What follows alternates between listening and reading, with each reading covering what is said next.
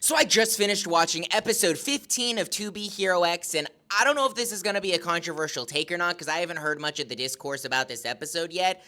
I think this is the best episode of To Be Hero X yet. I mean, I know a lot of people say, oh, I want to go back to Nice, I want to go back to Nice.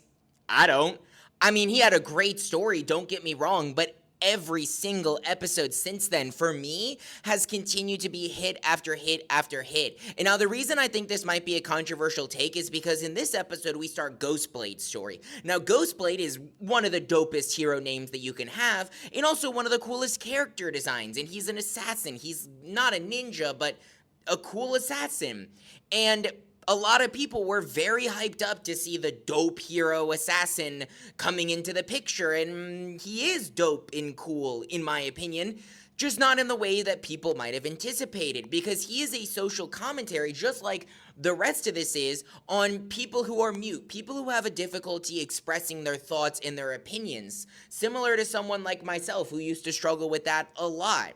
It is a fantastic telling and a realistic telling of the effects that can have on someone's life. I know a lot of people might be upset to find out that he was the stalker from the last few episodes because, again, that's not cool. That's not dope as a ghost assassin, but I think it makes sense. Him trying to connect with his daughter the only way he knows how, from the shadows, silently, trying to get to know her and care, and becoming a little obsessive, but that's just who he is. That's just his nature, and that's just because of the environment he grew up in, being so loud in a butcher shop, and him not being able to handle that, he had to overcorrect into just being mute and silent, and he got married to someone who he thought was similar to him, but then once they had their daughter, her entire life perspective changed, and unfortunately for him, he wasn't able to change, and therefore was broken off from his marriage, doesn't have a relationship with his daughter, which is devastating, and I think that's really neat, that